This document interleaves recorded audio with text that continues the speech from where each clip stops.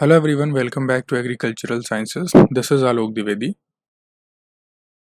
आज हम लोग डिस्कस करेंगे सॉइल फॉर्मेशन के बारे में कि मृदा का निर्माण कैसे होता है। इसके बारे में डिस्कस करेंगे, मिट्टी कैसे बनती है।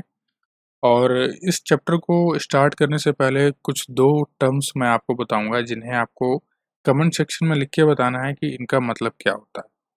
पहला जो टर्म है वो है आपका पेडोलॉजी। ठीक है, पेडोलॉजी याद रखिएगा, मैं लिख देता हूँ यहाँ पर। चलिए यहाँ पे यह आपका जो है आज का चैप्टर है soil formation, chapter 15, pedology. PEDOL, ये ओ है, ठीक है, इस पर कंफ्यूज मत होइएगा। ओ लॉजी, देखिए राइटिंग पे मत जाइए, मैटर को समझिए। ये पेडोलॉजी। और दूसरा पेट्रोलॉजी, यहाँ पर क्या हो जाएगा, सिर्फ TRO हो जाएगा, बाकी जो लेटर्स हैं वो सेम रहेंगे, PETROLOGY। तो पेडोलॉजी और पेट्रोलॉजी क्या होता है, बेसिकली आपको ये बताना है मुझे। ये इस चैप्टर की प्रीवियस नॉलेज है, यानी कि इतना आपको पता होना चाहिए इस चैप्टर को, अगर आप रीड कर रहे हो तो या पढ़ रहे हो, समझ रहे हो तो। ठीक है, इससे पहले के जो लेक्चर्स हैं चैप्टर 14 तक के, फंडामेंटल्स ऑफ एग्रीकल्चर बुक और उनका अध्ययन के, वो अपलोडेड हैं चैनल की प्लेलिस्ट, उनका अध्ययन वॉल्यूम 1 के नाम से बनी होगी, वहाँ पर आप उनको एक्सेस ले सकते हैं, वहाँ पर आप उनको देख सकते हैं। बिल्कुल फ्री ऑफ कॉस्ट है, कोई चार्ज नहीं है उसके लिए, और हमेशा फ्री ऑफ कॉस्ट रहेंगे आपके लिए वीडियोज़। तो आपकी तरफ से इतना सपोर्ट है कि आप जो है अपने फ्रेंड्स को, अपने सर्कल में हमारी वीडियोस को शेयर करें, और अगर आप न्यू हैं चैनल पे तो सब्सक्राइब करें और बेल आइकन को जरूर टैप कर लें, जिससे कि रेगुलर बेसिस पे नोटिफिकेशन आपको मिलती रहे। तो यहाँ पर हम लोग स्टार्ट करेंगे सॉइल कैसे बनती है, how soil is form. Basically soil is found from the weathering of rocks and minerals. इससे पहले का जो चैप्टर था वहाँ पे हम लोगों ने पढ़ा था वेदरिंग कैसे होती है, वेदरिंग क्या होती है, वेदरिंग ऑफ रॉक्स का ऑर्डर क्या है, कौन सी रॉक पहले वेदर होती है, कौन सी रॉक बाद में वेदर होती है। अब हम पढ़ रहे हैं, जब हमने वेदरिंग पढ़ लिया है, वेदरिंग ऑफ रॉक्स को क्लियर कर लिया है, अब हम पढ़ रहे हैं कि रॉक के वेदरिंग के बाद सॉइल किस तरीके से बन रही है। ठीक है, तो यानी कि बेसिकली हम लोग पेडोलॉजी के बारे में डिस्कस कर रहे हैं यहाँ पर। अब जिनको थोड़ा सा नॉलेज था प्रीवियस नॉलेज का, वो समझ गए होंगे मैंने वर्ड बोल दिया तो हम लोग यहाँ पर पेडोलॉजी के बारे में बेसिकली डिस्कस कर रहे होंगे इस चैप्टर में। तो सॉइल आप सभी जानते हैं कि कब बनती है, जब रॉक्स और मिनरल्स का वेदरिंग होता है। सॉइल फॉर्मेशन बेसिकली एक स्लो प्रोसेस है, जैसे कि हम सभी जानते हैं। अगर 1 इंच सॉइल बननी है, 1 इंच सॉइल अगर बननी है या आपको बनानी है, या यूँ कहे कि नेचर में अगर 1 इंच सॉइल बनी है, तो लगभग 800 से 1000 साल का टाइम ड्यूरेशन लगता है 1 इंच सॉइल के बनने का। अब आप सोच लो कि 1 इंच सॉइल अगर 800 और 1000 साल में बन रही है, तो जो इतनी मोटी, इतनी प्रोफाइल्स हैं, हॉरिजॉन, बी हॉरिजॉन, सबसे पहले ओ हॉरिजॉन, ये सब बनने में कितना समय लगा होगा, है ना। तो ये चीज़ अब आपके माइंड में थोड़ा सा मेकअप हुआ होगा कि 1 इंच सॉइल बनने में कितना टाइम लगता है। अब देखिए फैक्टर्स क्या क्या हैं सॉइल फॉर्मेशन के, यानी किन किन कारणों की वजह से जो मृदा है उनका निर्माण होता है, इसके बारे में समझेंगे। Soil is the result of combined activity and reciprocal influence of the parent material, plant and animal organism, climate, age of land and topography. कह रहा है जो सॉइल है ये किसका परिणाम है, ये बेसिकली कंबाइंड यानी एक मिश्रित, यूँ कहें कि एक्टिविटी और जो इन्फ्लुएंस है पेरेंट मटेरियल का, उन सभी का मिश्रित एक कंबाइंड रिजल्ट है। यानी कि कंबाइंड एक्टिविटी और रेसिप्रोकल है किसका, parent material, plant and animal organism का, क्लाइमेट का, एज ऑफ लैंड का एंड टोपोग्राफी। यानी कि इन सभी की वजह से क्या होता है, सॉइल का फॉर्मेशन होता है, इन सभी को कंबाइंड करके आपकी बेसिकली मृदा का निर्माण होता है। पेरेंट मटेरियल आप जानते हो किसको बोलते हैं, पेरेंट मटेरियल का मतलब क्या होता है, यानी कि रॉक्स। ठीक है, ये रॉक से मतलब हो गया पेरेंट मटेरियल, आप समझो। यानी कि किसी भी चीज़ का अगर हम पूछें कि निर्माण होने का बेस क्या रहा, वो पेरेंट मटेरियल कहलाता है। फिर उस पे एक्टिव फैक्टर्स का क्या रोल रहा, यानी कि plant and animal organism, climate, age of land वगैरह, है ना, टोपोग्राफी, तो ये सब क्या है, एक्टिव फैक्टर्स कहलाएंगे। फिर जैसे कि ये कुछ इक्वेशन है सॉइल फॉर्मेशन के फैक्टर्स की, जैसे एस फॉर सॉइल हो गया, ये फैक्टर्स लिखे हैं आपके, जैसे कौन कौन से हैं। जैसे CL का मतलब हो गया climate, organism, relief, parent material, time. तो वही चीज़ें यहाँ पर आपको फिर नीचे डिस्क्राइब की गई। इस एस फॉर सॉइल फॉर्मेशन है, सी एल फॉर क्लाइमेट है, आर फॉर लीफ और टोपोग्राफी है, पी फॉर पेरेंट मटेरियल है, टी फॉर टाइम और एज ऑफ लैंड है। तो इस चीज़ को आप याद रखेंगे हमेशा कि फैक्टर्स ऑफ सॉइल फॉर्मेशन क्या क्या हैं, और फिर फर्दर इन्हें हम लोग डिस्क्राइब भी करेंगे आगे, जैसे जैसे हम लोग लेक्चर पे आगे बढ़ेंगे। तो देखते हैं आज कहाँ तक हम लोग यहाँ पर डिस्कस कर पाते हैं। जहाँ तक होगा इसके बाद जो नेक्स्ट होगा वो आपका मे बी शायद लास्ट लेक्चर होगा चैप्टर 15 सॉइल फॉर्मेशन का, क्योंकि जब बहुत ज़्यादा बड़ा चैप्टर नहीं है छोटा है। तो अब देख लेते हैं आगे जेनी मैम क्या कह रही हैं इसके बारे में। According to Jenny, soil property is determined by the relative influence of these factors. कह रहा है कि जो सॉइल, जेनी मैम कह रही हैं, ये जो सॉइल प्रॉपर्टी है आप इसे कैसे डिटरमाइन करते हो या इसे कौन डिटरमाइन करता है। तो इसको जो है रिलेटिव इन्फ्लुएंस जो है डिटरमाइन करते हैं कुछ फैक्टर्स के, जो आपको नीचे अब बताए जा रहे हैं। जैसे कि फैक्टर्स ऑफ सॉइल फॉर्मेशन में बी केप्ट अंडर 3 ग्रुप्स। अगर आपको सॉइल फॉर्मेशन के फैक्टर्स को ग्रुप में रखना हो तो आप 3 ग्रुप में रख सकते हो, जैसे पैसिव फैक्टर, एक्टिव फैक्टर और न्यूट्रल फैक्टर। जैसे पैसिव फैक्टर के अंदर आता है आपका पेरेंट मटेरियल, रिलीफ और टोपोग्राफी। ठीक है, यानी कि ये आपके बेस हो गया। पेरेंट मटेरियल और जो रिलीफ और टोपोग्राफी होती है इनको बेस बोला जाता है। इसके ऊपर सारी चीज़ें होंगी तब जाके वो सॉइल बनेगा। और एक्टिव फैक्टर्स क्या हैं, यानी कि जो रोल प्ले कर रहे हैं अपना टाइम के साथ, जैसे और क्लाइमेट और ऑर्गेनिज्म है, बिना इनके पेरेंट मटेरियल और रिलीफ टोपोग्राफी को आप कन्वर्ट नहीं कर सकते हो सॉइल में। न्यूट्रल फैक्टर क्या हो गया, यानी कि जो कॉमन है एकदम, टाइम और एज ऑफ लैंड, इस पर हमारा कोई रोल नहीं है तो बढ़ता ही है टाइम, तो ये न्यूट्रल फैक्टर पे रखा गया है इसको। ठीक है, तो 3 ग्रुप्स में आप डिवाइड करते हो, याद रखना है आपको। पहला पैसिव फैक्टर, दूसरा एक्टिव फैक्टर और तीसरा न्यूट्रल फैक्टर। ठीक है, पैसिव फैक्टर में बेस है आपका, जिनके ऊपर एक्टिव और न्यूट्रल फैक्टर एक्ट करते हैं। तो आई होप ये चीज़ आपको क्लियर है आपकी सॉइल फॉर्मेशन के फैक्टर्स क्या क्या हैं। अब हम डिस्कस करेंगे सबसे पहला फैक्टर पेरेंट मटेरियल।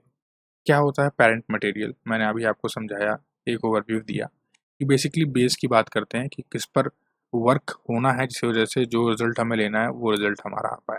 तो वर्क हमें बेसिकली पेरेंट मटेरियल पे करना है। Parent material is the unconsolidated mass from which the solum develops. कह रहा है कि जो पेरेंट मटेरियल है ये अनकंसोलिडेटेड मास है जिससे सोलम डेवलप होता है। सोलम का मतलब आपकी सॉइल प्रोफाइल, यानी कि सॉइल डेवलप होती है। The physical, chemical and mineralogical properties of parent material have significant effect on the soil formation. कह रहा है जो फिजिकल प्रॉपर्टीज़ हैं, केमिकल प्रॉपर्टीज़ हैं, जो मिनरलॉजिकल प्रॉपर्टीज़ हैं किसी पेरेंट मटेरियल की, किसी भी पीएम की, वो एक सिग्निफिकेंट इफेक्ट देती हैं सॉइल के फॉर्मेशन में। यानी कि ये जो प्रॉपर्टीज़ हैं, जिस तरह की प्रॉपर्टीज़ पाई जाएंगी उसी प्रकार से आपके सॉइल का फॉर्मेशन भी उसी कैरेक्टर को लेके ज़्यादा डोमिनेंट होगा। ठीक है, दिस पेरेंट्स मटेरियल, अब इसको आगे फिर ग्रुप में डिवाइड किया गया है। पेरेंट मटेरियल को बेसिकली 3 क्लासेस में ग्रुप किया गया है। ये तीनों ग्रुप आपको यहाँ पर दिख रहे हैं। जैसे कि रेसिडुअल पेरेंट मटेरियल क्या होता है, तो such parent materials are remained at the same for longer time. तो रेसिडुअल पेरेंट मटेरियल के इसके नाम से ही पता चल रहा है कि रेसिडुअल यानी कि कुछ चीज़ छूट गया, अब कुछ चीज़ छूट गया, रेसिड्यू है ना। तो इसका मतलब कि कुछ चीज़ छूट गया तो किसी सेम प्लेस पे लॉन्गर टाइम के लिए पड़ा है। तो ऐसे पेरेंट मटेरियल्स को हम रेसिडुअल पेरेंट मटेरियल बोलते हैं, जो बहुत टाइम तक, बहुत लॉन्गर पीरियड के लिए किसी सेम प्लेस पर रिमेंड रहते हैं, वहाँ पर रहते हैं, ज़्यादा इधर इनका ट्रांसपोर्टेशन नहीं होता इनके पेरेंट मटेरियल का। Soil formation takes long time from this parent material, यानी कि अगर इस पेरेंट मटेरियल से सॉइल का फॉर्मेशन करना है तो काफ़ी लॉन्ग, यानी कि टाइम टेकिंग प्रोसेस होगा। इसमें एग्जाम्पल हैं जैसे igneous rocks, sedimentary rocks and metamorphic rocks are the example of this category. यानी कि जो इग्नियस रॉक्स हैं, सेडिमेंट्री रॉक्स हैं, मेटामॉर्फिक रॉक्स हैं, ये आपने पढ़ा, ये मैंने आपको पिछले जो चैप्टर में पढ़ाया हुआ है, चैप्टर 14 में वेदरिंग ऑफ रॉक्स में, कि इग्नियस रॉक्स क्या है, सेडिमेंट्री रॉक्स क्या है, मेटामॉर्फिक रॉक्स क्या है। अगर आपने नहीं देखा है तो आप उसको जाकर देख लो, इसके बाद आप इसको आगे कंटिन्यू कर सकते हो। तो ये आपका रेसिडुअल पेरेंट मटेरियल कहलाएगा। एग्जाम्पल, अब हम सेकंड पर चलते हैं, जो सेकंड ग्रुप है हमारा, सेकंड क्लास है पेरेंट मटेरियल का, वो है transported parent material. Transported parent material में क्या है कि द ब्रेकेज, ठीक है, the breakages and the pieces of rocks and minerals are transported from one place to other by the agencies. कहना है कि जो ब्रेकिंग, जो ब्रोकन पार्ट है, यानी कि जो ब्रेकेजेस हैं या पीस ऑफ रॉक्स हैं, मिनरल्स हैं, जो ट्रांसपोर्ट हो जाते हैं किसी एक प्लेस से दूसरे प्लेस पे, खुद नहीं होते हैं ये with the help of agencies होते हैं। कौन कौन से एजेंसीज के थ्रू होते हैं, जैसे वाटर हो गया, आइस हो गया, एयर हो गया, ग्रेविटी हो गया। इनकी हेल्प से जो पेरेंट मटेरियल एक जगह से दूसरी जगह ट्रांसपोर्ट हो जाते हैं और फिर उनकी वजह से सॉइल फॉर्मेशन होता है। ऐसे पेरेंट मटेरियल को हम ट्रांसपोर्टेड पेरेंट मटेरियल बोलते हैं। अब यहाँ पर कुछ टर्म्स मैं आपको बताना चाहूँगा कि ऐसे पेरेंट मटेरियल्स या उस फिनोमेना को क्या बोलते हैं जब वाटर के थ्रू पेरेंट मटेरियल का ट्रांसपोर्टेशन होता है। तो उस फिनोमेना को आप एलुवियल बोलते हो, एलुवियल पेरेंट मटेरियल। अगर आइस के थ्रू आपका पेरेंट मटेरियल का ट्रांसपोर्टेशन हो रहा है from one place to another place, तो इसको आप क्या बोलोगे? आइस के थ्रू अगर आपका हो रहा है तो उसे आप ग्लेशियल पेरेंट मटेरियल बोलोगे। क्या बोलोगे? Glacial parent material. आइस के थ्रू हो रहा है तो ग्लेशियल पेरेंट मटेरियल, वाटर के थ्रू हो रहा है तो एलुवियल पेरेंट मटेरियल। अगर आपका एयर के थ्रू हो रहा है तो आप क्या बोलोगे? इसको आप बोलोगे इकोलियन पेरेंट मटेरियल। क्या बोलोगे? इकोलियन पेरेंट मटेरियल।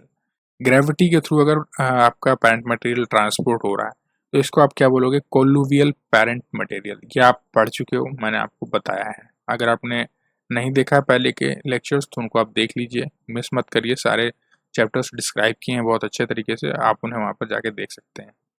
थर्ड जो क्लास है हमारा पेरेंट मटेरियल का क्लासिफिकेशन, वो है बायोलॉजिकल पेरेंट मटेरियल, यानी कि डिकम्पोज्ड और जो पार्शियली डिकम्पोज्ड बायोलॉजिकल मैटर्स हैं उन्हें हम क्या बोलते हैं? बायोलॉजिकल पेरेंट मटेरियल बोलते हैं।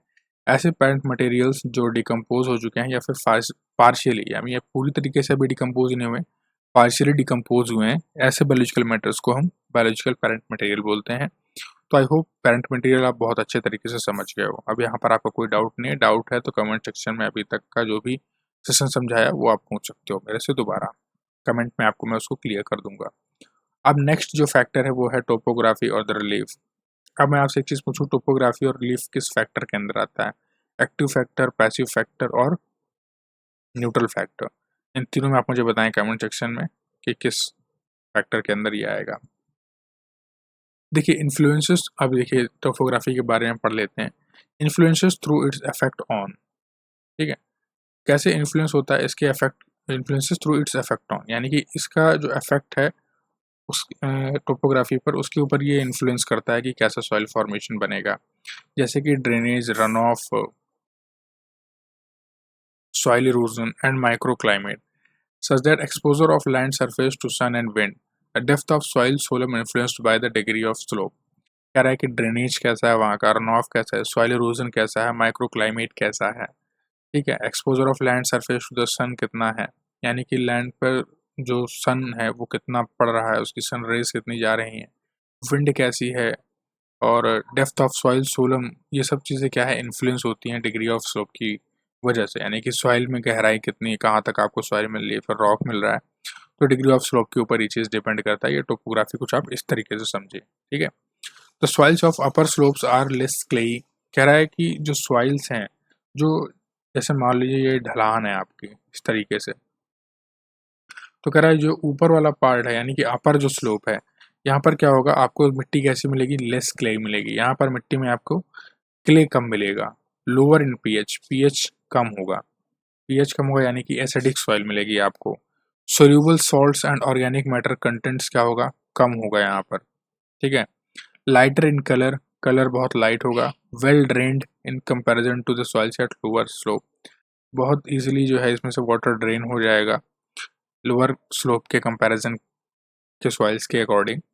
और जो सॉइल ऑफ वैली है is generally deep and clayey, और जो वैली की जो सॉइल होती है वो क्या होती है? डीप और क्लेई होती है। वैली क्या होता है, जैसे मान लो इधर आपका पहाड़ है ये, और इधर आपका पहाड़ है, अब बीच में जो प्लेन एरिया है इधर की जो सॉइल होगी ये कैसी होगी? डीप और क्लेई होगी, वैली इस तरीके से। Variation in aspects and elevation influence the climate factor, कह रहा है जो वेरिएशन है आपका एलिवेशन, एस्पेक्ट्स एंड एलिवेशन पे, वो क्लाइमेटिक फैक्टर्स को भी कहीं ना कहीं इन्फ्लुएंस करता है। मान लो कहीं पर ज़्यादा, मान लीजिए वैली पहाड़ ज़्यादा है, बीच में उसके सॉइल है, तो वहाँ पर क्लाइमेटिक फैक्टर्स किस तरीके से पड़ रहे हैं, जैसे कि आप बात कर लेते हैं ड्रेनेज की, रन ऑफ की, सॉइल इरोजन का, तो इनका सिस्टम वहाँ पर कैसा है, सॉइल इरोजन हो रहा है कि नहीं हो रहा है, ड्रेनेज प्रॉपर है कि नहीं, रन ऑफ तो नहीं हो रहा है ऐसी कंडीशन पर, माइक्रो क्लाइमेट कैसा है, यानी कि जो सन एंड विंड का एक्सपोजर है वो वहाँ पर कैसा है। तो ये सब चीज़ें डिपेंड करता है कि क्लाइमेटिक फैक्टर्स कैसे हैं, उसके हिसाब से सॉइल का यूँ कहें कि डिटर्मिनेशन होता है कि कैसी सॉइल वहाँ पर होगी। तो vegetation differs if slope faces a certain direction. कह रहा है कि जैसे ही वेजिटेशन क्या होता है वो उस पे अंतर आ जाता है अगर आपको जो स्लोप है वो किसी सर्टेन डायरेक्शन को फेस करता है। तो यानी कि अलग अलग स्लोप में अलग अलग तरीके का वेजिटेशन आपको देखने को मिलता है। बेसिकली ये यहाँ पर कहा जा रहा है। क्लाइमेट के बारे में बात करते हैं। अब हम यहाँ पे देखिए एक्टिव फैक्टर्स के बारे में बात करेंगे। अभी तक आपके जो है पैसिव फैक्टर की बात की जा रही है, ठीक है, मैंने आपको बता दिया, अभी क्वेश्चन पूछा था आपसे। अब हम एक्टिव फैक्टर्स के बारे में बात कर रहे हैं यहाँ पर। एक्टिव फैक्टर्स यानी कि क्लाइमेट, जैसे कि क्या इंक्लूड करता है क्लाइमेट। बेसिकली क्लाइमेट क्या होता है पहले आप तो मुझे ये बताओ, कमेंट सेक्शन में आप मुझे बताओगे कि वो difference between weather and climate, weather और क्लाइमेट में क्या डिफरेंस होता है। बहुत छोटी क्लास में आपने पढ़ा होगा ये, देखते हैं किसको याद है। तो includes precipitation, temperature, humidity and wind. Climate क्या इंक्लूड करता है अपने अंदर, प्रेसिपिटेशन, टेम्परेचर, ह्यूमिडिटी, विंड। ये चार चीज़ें जो है आप कह सकते हो कि क्लाइमेट में डिटरमाइनिंग फैक्टर्स होते हैं, डिटरमाइनिंग एक्सपेक्ट्स होते हैं ये। Rainfall and temperature the most important factor, जिसमें कि अगर सॉइल फॉर्मेशन के एस्पेक्ट में बात करें तो जो रेनफॉल और टेम्परेचर ये मोस्ट इंपॉर्टेंट फैक्टर है। Water acts both physically and chemically and moulds the morphological, chemical and physical feature of the soil profile. कह रहे वाटर क्या है, फिजिकली और केमिकली दोनों की तरह काम करता है। और जो मॉर्फोलॉजिकली यानी कि मॉर्फोलॉजिकल मतलब जो रूपरेखा ऊपरी का जो हिस्सा है, फिजिकल जो फीचर्स हैं वो, और केमिकल जो फीचर्स हैं सॉइल प्रोफाइल के, उसको बहुत आसानी से मोल्ड कर लेता है। मोल्ड मतलब चेंज कर लेता है, मॉडिफाई कर लेता है एक तरीके से। कौन? Water. Intensity, distribution and duration of rainfall are also important factor. अब रेनफॉल की इंटेंसिटी क्या है, डिस्ट्रीब्यूशन कैसा है, ड्यूरेशन कैसा है, ये भी बहुत इंपॉर्टेंट फैक्टर रहता है सॉइल के फॉर्मेशन के लिए कि सॉइल किस तरीके की आपकी फॉर्म होगी। Soil properties affected by the climatic conditions are pH.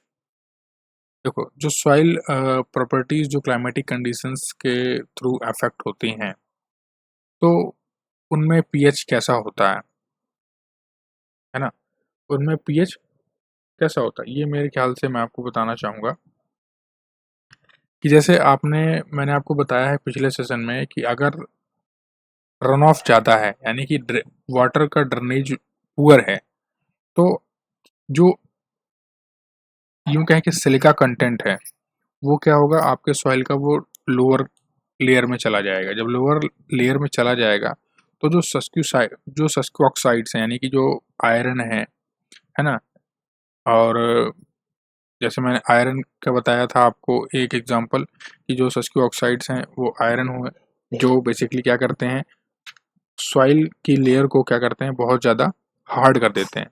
और दूसरा मैंने आपको बताया था एल्यूमिनियम, तो एल्यूमिनियम के जो ऑक्साइड्स हैं ये अपर लेयर में आ जाते हैं और जो बेसिकली सिलिका कंटेंट है वो नीचे चला जाता है और ये ऊपर की ओर आ जाते हैं ऊपर की लेयर में, तो जो सॉइल को हार्ड बना देते हैं। तो ये सब किस पर डिपेंड कर रहा है, ये रेनफॉल पर ही तो डिपेंड कर रहा है। वाटर का जो इफेक्ट है सॉइल पर वही तो बताना चाहता है ये कि किस तरीके से इफेक्ट किया, और उसी के बेस पे फिर जो पीएच है वो डिफर करता है, वो वेरिएट कर जाता है कि एसिडिक होनी है सॉइल की बेसिक होनी है नेचर में। एसिडिक सॉइल का मतलब क्या हुआ, एसिडिक सॉइल का मतलब क्या हुआ कि उसमें H+ आयंस यानी कि जो हाइड्रोजन के आयंस कंटेंट है वो ज़्यादा है, और अगर बेसिक है तो इसका मतलब वहाँ पर जो हाइड्रोजन आयन है उस मिनरोलॉजिकल एस्पेक्ट में अगर बोला जाए तो वो वहाँ पर क्या है, कम है, बेस में एसिडिक में ज़्यादा है। तो base saturation of exchange, complex organic matter content, clay mineralogical composition, amount and nature of clay, ये सारी चीज़ें डिपेंड करती हैं कि जो क्लाइमेटिक कंडीशन है और जो पीएच है वो कैसा है सॉइल का। और अगर क्लाइमेटिक कंडीशंस अच्छी होंगी तो ये जो एस्पेक्ट्स मैंने आपको बताया, organic matter content, clay mineralogical composition, nature of clay, ये सब चीज़ें क्या होंगी, बेटर होंगी। अब बात करते हैं इवेपोरेशन, ट्रांसपिरेशन एंड ह्यूमिडिटी की। ये भी मॉडिफाई करते हैं प्रेसिपिटेशन के इफेक्ट को by either reducing or increasing the quantity of water available for the percolation and reaction। यानी कि अगर प्रेसिपिटेशन हो रहा है, अगर रेनफॉल हो रहा है तो इवेपोरेशन, ट्रांसपिरेशन और ह्यूमिडिटी ये क्या होगा, इन पर ये होंगे ही होंगे, वहाँ पर प्रेजेंट होंगे ये फैक्टर्स। तो अब ये कितने अमाउंट में, कितने परसेंटेज में प्रेजेंट हैं, उसके अकॉर्डिंग जो है आपका जो परकोलेशन और जो रिएक्शन होगा वाटर का वो डिसाइड होगा। फिर उसी के अकॉर्डिंग सॉइल का फॉर्मेशन होगा। तो इस तरीके से क्लाइमेट यहाँ पर रोल प्ले कर रहा है। अब जैसे इन स्कैंटी रेनफॉल रीजन, जहाँ पर क्या है कि रेनफॉल बहुत कम होती है, वहाँ पर salts are accumulated at the soil surface. वहाँ पर क्या है, जो सॉल्ट है वो सॉइल सरफेस पर जमा हो जाता है, एक्यूमुलेट हो जाता है। बट जहाँ पर हाई रेनफॉल रीजन है, वहाँ पर जो जितना भी सॉइल है, टोटल सॉल्ट जो भी अपर हॉरिजॉन में है वो लोअर हॉरिजॉन में चला जाता है, जिसकी वजह से क्या होता है, सॉइल एसिडिक हो जाती है, यानी कि H+ आपको वहाँ पे pH आपको ज़्यादा मिलने लगता है। हाई टेम्परेचर क्या करता है, वेदरिंग प्रोसेस को बहुत तेज बना देता है, और जो सॉइल फॉर्मेशन है ये फेवरेबल टेम्परेचर और रेनफॉल पे ही एक्टिवेट होता है, इसके अलावा नहीं। अब हम बात करेंगे ऑर्गेनिज्म के बारे में, यानी कि बायोस्फीयर के बारे में। ऑर्गेनिज्म के बारे जब हम बात करते हैं तो फ्लोरा एंड फौना जरूर आते हैं। फ्लोरा का मतलब होता है plant, roots, micro organism, forest and grasses. Fauna का मतलब होता है earthworm, ants, termite and rodents. ठीक है, इनकी हेल्प से भी सॉइल का फॉर्मेशन होता है। जैसे flora and fauna plays active role in the formation of soil. Soil formed in the forest consists relatively higher biological matter above the A horizon, which is called the O horizon. Undecomposed biological matter is prominently found in the forest. कह रहा है कि जो flora and fauna है ये बहुत active role, यानी कि इंपॉर्टेंट रोल प्ले करता है फॉर्मेशन ऑफ सॉइल में। जो सॉइल फॉर्म होती है बेसिकली फॉरेस्ट में, वो रिलेटिवली बायोलॉजिकल मैटर उसमें बहुत ज़्यादा, यानी कि रिच बायोलॉजिकल मैटर पाया जाता है ए हॉरिजॉन के ऊपर, जो हॉरिजॉन होता है ओ हॉरिजॉन उसमें। यानी कि ओ हॉरिजॉन बनाने के पीछे फ्लोरा एंड फौना का रोल बहुत बड़ा होता है। अनडिकम्पोज बायोलॉजिकल मैटर परमानेंटली यहाँ पर फॉरेस्ट में आपको मिल जाता है, क्योंकि यहाँ पर फ्लोरा और फौना का प्रेजेंस होता है। Fauna plays an active role in mixing and churning of such matters in the soil. Fauna का रोल ये होता है कि जो बायोलॉजिकल मैटर है उसको सॉइल में मिक्स और चर्न करने का काम जो है फौना कर देते हैं। अब नेक्स्ट जो हमारा फैक्टर है वो है time and age of land, जो कि आपका न्यूट्रल फैक्टर था, मैंने आपको बताया था, अगर आपको याद हो तो। अब age is the span of the period from the inception of the soil development to the present stage. Soil is the formation, soil formation is a very slow process. कह रहा है एज का मतलब हुआ कि स्पैन ऑफ पीरियड, यानी वक्त का स्पैन, यानी जो पीरियड है वो कितना है, ठीक है, उसका विस्तार। एज का मतलब क्या हुआ, पीरियड का टाइम ड्यूरेशन, यानी टाइम ड्यूरेशन या फिर स्पैन ऑफ पीरियड ऐसे बोल सकते हो आप। कब से कब तक का पीरियड, इंसेप्शन से लेकर सॉइल डेवलपमेंट तक का, उसे आप टाइम और एज ऑफ लैंड कह सकते हो। क्या कह सकते हो, कहा ही जाता है। ठीक है, condition that hastens the rate of soil development are warm and humid climate, forest vegetation, permeable and unconsolidated parent material, low in the lime content, flat topography with the good drainage. तो कह रहा है ये जो aspects आपको यहाँ पर मैंने बताए, ये सारे क्या करते हैं, कंडीशन को हास्टन करते हैं सॉइल, यानी कि इनको हास्टन मतलब क्या होता है, रोकते हैं। अगर रेट ऑफ सॉइल डेवलपमेंट क्या है, वार्म एंड ह्यूमिड क्लाइमेट अगर है तो क्या करेगा, कंडीशन क्या करेंगे, इनको हास्टन करेगी। ठीक है, कैसी कंडीशन हास्टन कर रही है, warm and humid climate, forest vegetation, permeable and unconsolidated parent material. अब परमेबल का मतलब क्या होता है, आप मुझे ये बताओ। आपने अपने छोटे क्लासेस में पढ़ा होगा, 6, 7, 8 में ये पढ़ाया जाता है, परमिएबल, अनपरमिएबल और सेमी परमिएबल, है ना, ये सारी चीज़ें पढ़ाई गई हैं आपको, है ना। तो कह रहा है कि इस तरह की कंडीशंस हैं जो, अगर ये आपके यूँ कहें कि एडिक्वेट अमाउंट में प्रेजेंट हैं, तो जो सॉइल डेवलपमेंट का रेट है उसको ये जल्दी कर देते हैं, यानी कि बढ़ा देते हैं। ठीक है, और अगर जल्दी, यानी कि अगर ये कंडीशंस उतनी एडिक्वेट अमाउंट में प्रेजेंट नहीं है, तो ये हास्टन की जगह क्या होगा, इसको स्लोअर कर देंगे रेट को डेवलपमेंट के सॉइल के। जैसे वार्म एंड ह्यूमिड क्लाइमेट अगर अच्छा ना हुआ, फॉरेस्ट वेजिटेशन अच्छा नहीं है, permeable and unconsolidated parent material नहीं है, लाइम कंटेंट लो है, टोपोग्राफी फ्लैट टोपोग्राफी है गुड ड्रेनेज के साथ, तो ये सब क्या है, अगर ये सब चीज़ें नहीं हुई सही तो जो सॉइल का रेट ऑफ डेवलपमेंट है वो लो हो जाएगा। अगर ये सारी चीज़ें हैं तो फिर हास्टन हो जाएगी rate of soil development. So time factor has no relevance after the soil reaches maturity. तो कह रहा है कि जो टाइम फैक्टर है इसका ज़्यादा रिलेवेंस रह नहीं जाता जब सॉइल अपनी मैच्योरिटी को अटेन कर लेती है, तो फिर ज़रूरत ही क्या है हमें, है ना। If the soil solum is removed by the erosion और deposited over by a fresh transported plant material, a new cycle of soil formation takes place over the buried soil। अरे मान लो कि कोई सॉइल सोलम है, वो बाय इरोजन रिमूव हो गया, ये डिपॉजिट हो गया, कोई डिपोजिशन हो जाता है फ्रेश ट्रांसपोर्टेड मटेरियल का उसके ऊपर, तो फिर क्या होता है, फिर अगेन दोबारा नया साइकिल शुरू होती है, फिर से दोबारा से सॉइल फॉर्मेशन का जो प्रोसेस है वो स्टार्ट हो जाता है। अब सॉइल फॉर्मिंग प्रोसेस क्या है, किसने दिया ये चीज़, तो बेसिक प्रोसेस अकॉर्डिंग टू साइमनसन ने 1959 में कुछ बेसिक प्रोसेस बताए जिसके थ्रू सॉइल फॉर्मिंग प्रोसेस होते हैं, जैसे addition of water, organic matter and minerals to the soil. इस तरीके से आप सॉइल फॉर्मेशन कर सकते हो, सॉइल फॉर्मिंग प्रोसेस को अपना सकते हो। Losses of water, organic matter and minerals from the soil.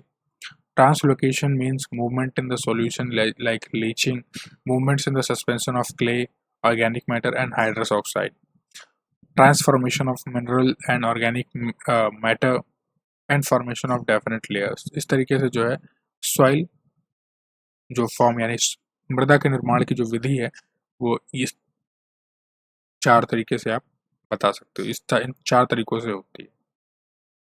ठीक है, पहले क्या होता है, water, organic matter, mineral to the soil, ये इनका एडिशन होना चाहिए सॉइल में।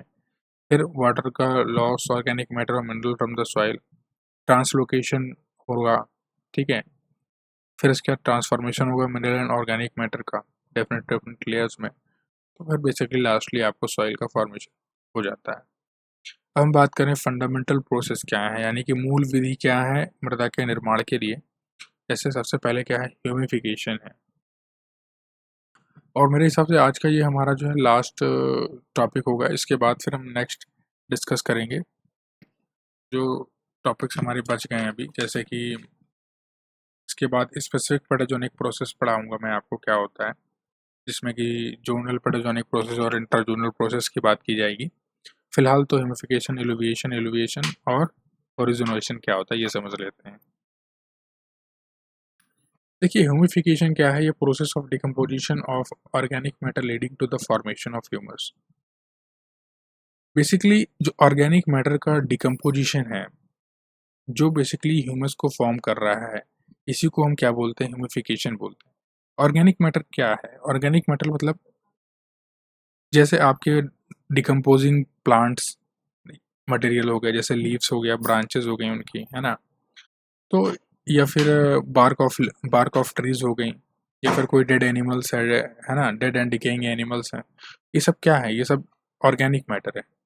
तो जब इनका फॉर्मेशन होने लगता है, जब ये इनका डिकम्पोजिशन होने लगता है ऑर्गेनिक मैटर का, तो ये ह्यूमस को फॉर्म करते हैं। इसी प्रोसेस को हम क्या बोलते हैं, ह्यूमिफिकेशन बोलते हैं। बेसिकली इस तरीके से समझो आप कि ऑर्गेनिक मैटर का सिंपल कंपाउंड्स में कन्वर्ट होना ह्यूमिफिकेशन है बेसिकली।